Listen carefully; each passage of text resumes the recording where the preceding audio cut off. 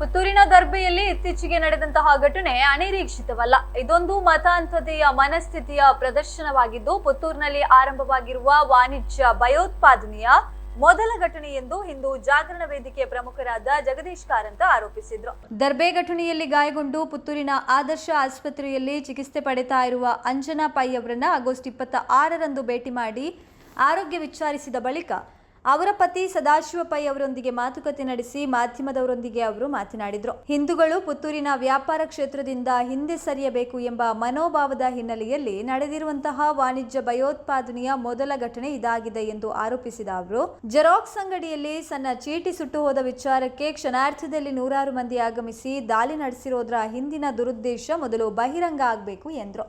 ಎಲ್ಲಾ ಅಂಗಡಿಗಳಲ್ಲಿಯೂ ಕೆಲವೊಮ್ಮೆ ತಪ್ಪುಗಳು ಸಂಭವಿಸುತ್ತವೆ. ಅದಕ್ಕೆ ಪ್ರತಿಯಾಗಿ ಗೂಂಡಾಗಿರಿ ಅಥವಾ ಹಲ್ಲೆ ನಡೆಸೋದೇ ಉತ್ತರವಾದರೆ ಮುಂದಿನ ದಿನದಲ್ಲಿ ರಸ್ತೆಗಳಲ್ಲಿ ಕಾದಾಟಗಳು ನಡೆಯುವ ಪರಿಸ್ಥಿತಿ ನಿರ್ಮಾಣ ಆಗಬಹುದು. ಸಾಮಾಜಿಕ ಶಾಂತಿ ಕಾಪಾಡಲು ಸಾಮಾಜಿಕ ಪ್ರಜ್ಞೆ ಇರುವವರು ಈ ವಿಚಾರವನ್ನ ಗಂಭೀರವಾಗಿ ಗಮನಿಸಬೇಕು ಎಂದು ಹೇಳಿದರು. ಹಿಂದೂ ಸಮಾಜಕ್ಕೆ ಪ್ರಾಮಾಣಿಕವಾಗಿ ನ್ಯಾಯ ಮತ್ತು ರಕ್ಷಣೆ ದೊರೆಯದಿದ್ದರೆ ಪ್ರಜಾಪ್ರಭುತ್ವ ವ್ಯವಸ್ಥೆಯಲ್ಲಿ ನ್ಯಾಯವನ್ನ ಹುಡುಕುವ ಹಾಗೂ ಅದನ್ನ ಪಡೆಯುವ ಹಕ್ಕು ಮತ್ತು ಶಕ್ತಿ ಹಿಂದೂ ಸಮಾಜಕ್ಕಿದೆ. ಅದನ್ನ ಯಾರು ಕಸಿದುಕೊಳ್ಳಲು ಸಾಧ್ಯ ಇಲ್ಲ. ನ್ಯಾಯಕ್ಕಾಗಿ 3 ಬೇಡಿಕೆಗಳನ್ನು ಮುಂದಿಟ್ಟುಕೊಂಡು ಆಗಸ್ಟ್ 31ರಂದು ಪುತ್ತೂರು ಚಲೋ ಕಾರ್ಯಕ್ರಮ ಆಯೋಜಿಸಲಾಗಿದೆ. ಈ ಕಾರ್ಯಕ್ರಮವನ್ನ ಹತ್ತಿಕ್ಕುವ ರೀತಿಯಲ್ಲಿ ರಾಜಕೀಯ ಮುಂದುವರಿದ್ರೆ ಹಿಂದೂ ಸಮಾಜದ ತಾಳ್ಮೆ ಯಾವ ಹಂತದಲ್ಲಾದರೂ ತಪ್ಪಾಗಬಹುದು ಎಂದು ಎಚ್ಚರಿಸಿದರು.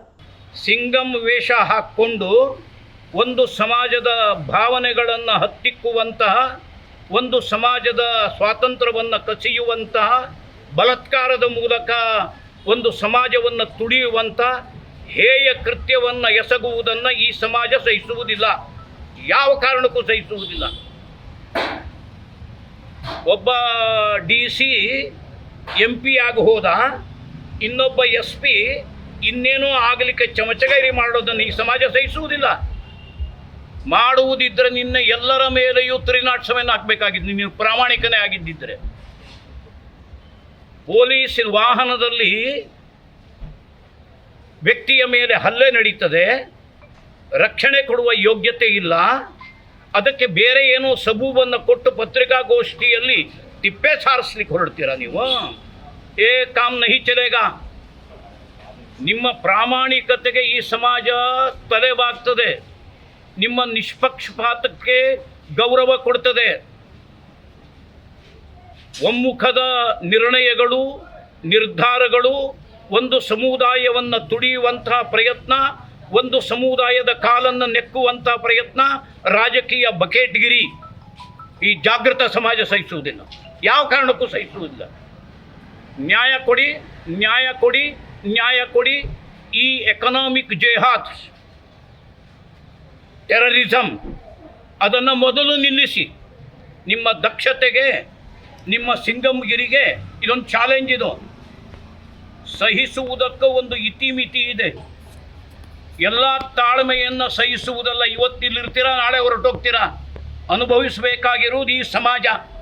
ಇದು ಶಾಶ್ವತ. ಇದು ಪ್ರಾಮಾಣಿಕವಾಗಿ, ನಿಷ್ಪಕ್ಷತವಾಗಿ ಹಿಂದೂ ಸಮಾಜಕ್ಕೆ ನ್ಯಾಯ ಮತ್ತು ರಕ್ಷಣೆ ಸಿಕ್ಕದೇ ಇದ್ದರೆ ಅದನ್ನು ಹುಡುಕುವ ತಾಕತ್, ಅದನ್ನು ಗಳಿಸುವ ಅಧಿಕಾರ ಪ್ರಜಾಪ್ರಭುತ್ವದ ವ್ಯವಸ್ಥೆಯಲ್ಲಿ ಹಿಂದೂ ಸಮಾಜಕ್ಕಿದೆ. ಅದನ್ನು ಯಾವನು ಕಿತ್ಕೊಳ್ಳಿಕ್ಕೆ ಸಾಧ್ಯ ಇಲ್ಲ. ನ್ಯಾಯ ಕೊಡಿ, ನ್ಯಾಯ ಕೊಡಿ, ನ್ಯಾಯ ಕೊಡಿ. 3 ಬೇಡಿಕೆಯನ್ನಾಗಿಟ್ಟು ಈಗಾಗಲೇ ನಾಡಿದ್ದು ಪುತ್ತೂರು ಚಲೋ ಕಾರ್ಯಕ್ರಮವನ್ನು ಆಯೋಜನೆ ಮಾಡಿದೆ. ಅದನ್ನು ಹತ್ತಿಕ್ಕುವಂತಹ ಸೊಕ್ಕಿನ ನಿರ್ಧಾರವನ್ನು, ರಾಜಕೀಯ ಬಕೆಟ್ಗಿರಿಯನ್ನು ಮುಂದುವರಿಸಿದರೆ ಹಿಂದೂ ಸಮಾಜದ ತಾಳ್ಮೆ ಯಾವ ಕ್ಷಣಕ್ಕೂ ತಪ್ಪಬಹುದು. ಅದರ ಅನಾಹುತದ ಜವಾಬ್ದಾರಿ ಯಾವ ರಾಜಕೀಯ ಪಕ್ಷವೂ ವಹಿಸ್ಲಿಕ್ಕೆ ಸಾಧ್ಯ ಇಲ್ಲ, ಯಾವ ಸರ್ಕಾರವೂ ಅನುಭವಿಸ್ಲಿಕ್ಕೆ ಸಾಧ್ಯ ಇಲ್ಲ. ಅನುಭವಿಸುವುದು ಈ ಜಿಲ್ಲೆಯ ಜನ. ಅಧಿಕಾರಿ ಪಕ್ಷಪಾತದ ನಿಲುವಿನಿಂದ ಹೆಜ್ಜೆಯನ್ನು ಹಿಂದಕ್ಕಿಡಬೇಕು. ಹಿಂದೂಗಳ ಮೇಲೆ ನಡೆದ ದೌರ್ಜನ್ಯ, ದಬ್ಬಾಳಿಕೆ, ಆ ಮಹಿಳೆಯ ಮೇಲೆ ನಡೆದ ಆಕ್ರಮಣ, ಆ ಯುವಕನ ಬಂಧನ, ಇವತ್ತಿನವರೆಗೆ ಗೂಂಡಾಗಿರಿ ಮಾಡಿದಂಥ ವ್ಯಕ್ತಿಗಳನ್ನು ಬಂಧಿಸುವ ಯೋಗ್ಯತೆ ಇಲ್ಲ. ಅವರನ್ನು ರಕ್ಷಣೆ ಮಾಡುವುದು, ಹಿಂದೂಗಳು ಶಿಕ್ಷಿಸುವುದು ಈ ಸಮಾಜ ಸಹಿಸುವುದಿಲ್ಲ. ಹಿಂದೂ ಸಮಾಜವನ್ನು ಕೆರಳಿಸುವ, ಪ್ರಚೋದಿಸುವ, ಕೃತ್ಯವನ್ನು ಎಸಗುವ ಅಧಿಕಾರಿಗಳನ್ನು ಜಿಲ್ಲೆಯಿಂದ ಕಿತ್ತೆಸೆಯಿರಿ. ಜಿಲ್ಲೆಯ ಶಾಂತಿಯನ್ನು ಕಾಪಾಡಿರಿ. ಸಾಮಾಜಿಕ ಶಾಂತಿಯನ್ನು ನಾವು ಬಯಸ್ತೇವೆ. ಆದರೆ ಒಂದು ಕಣ್ಣಿಗೆ ಸುಣ್ಣ, ಒಂದು ಕಣ್ಣಿಗೆ ಬೆಣ್ಣೆ. ಆ ದ್ವಂದ್ವವನ್ನು ಸಹಿಸುವ ದಿನ ಇಲ್ಲ ಅನ್ನುವ ಮಾತನ್ನು ಅಷ್ಟೇ ಹೇಳಿ, ನಾಡಿದ್ದು ಯಾವ 3 ಬೇಡಿಕೆಯನ್ನು ಇಟ್ಟು ಒಂದು ಪುತ್ತೂರು ಚಲೋ ಕಾರ್ಯಕ್ರಮವನ್ನು ಆಯೋಜನೆ ಮಾಡಿದರೆ ಅದನ್ನು ನಿರ್ಲಕ್ಷಿಸಬೇಡಿ ಮತ್ತು ಅದನ್ನು ಹತ್ತಿಕ್ಕುವ ಯಾವ ಪ್ರಯತ್ನವನ್ನು ಮಾಡಬೇಡಿ. ನ್ಯಾಯವನ್ನು ಕೊಡಿ, ನ್ಯಾಯವನ್ನು ಕೊಡಿ, ನ್ಯಾಯವನ್ನು ಕೊಡಿ. 3 ಬೇಡಿಕೆಯನ್ನು ಈಡೇರಿಸಿ ಅನ್ನುವುದಷ್ಟೇ ನನ್ನ ಆಗ್ರಹ. ನಾನು ಬಂದದ್ದು ಅದಕ್ಕಲ್ಲ, ಸೌಜನ್ಯದ ಭೇಟಿಗಾಗಿ ಬಂದಿದ್ದೆ. ಅನಿವಾರ್ಯವಾಗಿ ತಾವು ಬಂದಿದ್ದೀರಾ, ಪ್ರತ್ಯಕ್ಷವಾಗಿ ಒಟ್ಟು ಘಟನೆಗಳನ್ನು ಗಮನಿಸ್ತಾ ಇದ್ದೀರಾ. ನಿಮ್ಮ ವರದಿಗೂ ಬೆಲೆ ಇದೆ.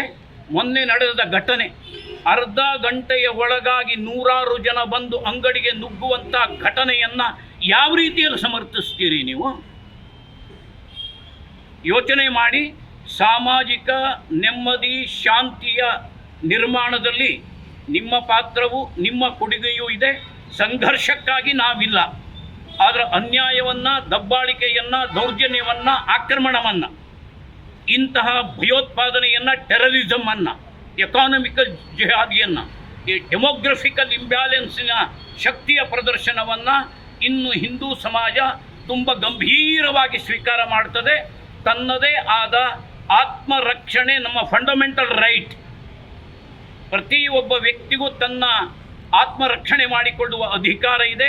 ಆ ದಿಕ್ಕಿನಲ್ಲಿ ಸಮಾಜ ಅಡಿ ಇಡುವ ದಿನಗಳು ಮುಂದಿದೆ.